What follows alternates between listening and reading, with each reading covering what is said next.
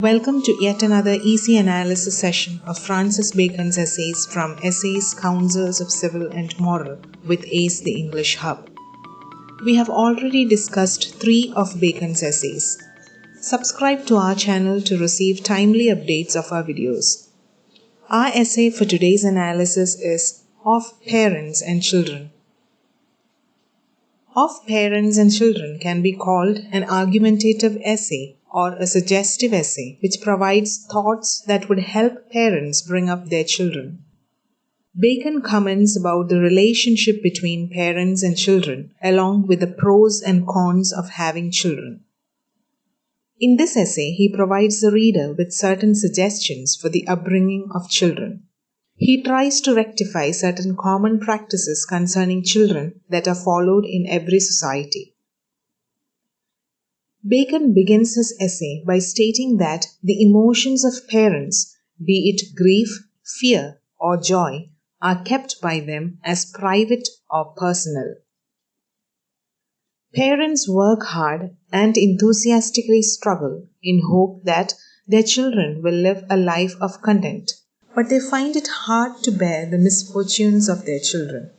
They fear that their own misfortunes would have an impact on their children.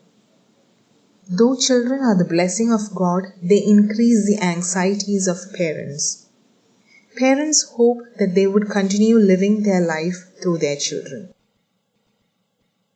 Every living species reproduces and extends its species. However, man alone has the quality of memory, rewards, and noble works. Bacon points out one advantage of not having children. Childless men are inclined to do more noble works because they have nothing to leave behind them. They want to leave their good deed to benefit mankind. Bacon views the unequal affection of parents in some families towards their children as unjustified. Parents tend to discriminate between children, especially on behalf of the mother. He quotes the words of Solomon as evidence. A wise son rejoiceth the father, but an ungracious son shames the mother. If a son does something appreciating, he is the father's son. But if a son does something shameful, the mother is more grieved. He mentions that in many families, the eldest children are respected, and the youngest spoiled by excessive love, while the middle children are ignored. This is also not justifiable, as many of the middle children prove their worth and bring fame to their families.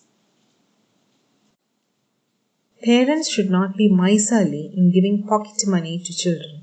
If the pocket money is too low, then the children would try every method to earn money deceitfully. It also makes them more prone to luxury and excess when they have plenty at hand. Parents should exercise their authority, but with a free rein. Parents from all sects of life sometimes create competition among their children. This will increase hatred, jealousy, and enmity among brothers and sisters. He points to the Italians who do not make any difference between the son and the nephew. They care for the nephews as much as they do for their own children. The nephews sometimes resemble them more than their own children. Bacon believes that parents should choose the right profession for their children. In certain exceptional cases, the children can make the decision. For example, if he has a strong feeling for a specific field. Bacon concludes the essay by illustrating that the younger children are mostly fortunate and good at making their careers, but they end up squandering all their wealth when the elder one is disinherited. The essay is known for its brevity. The subject matter of the essay is relational.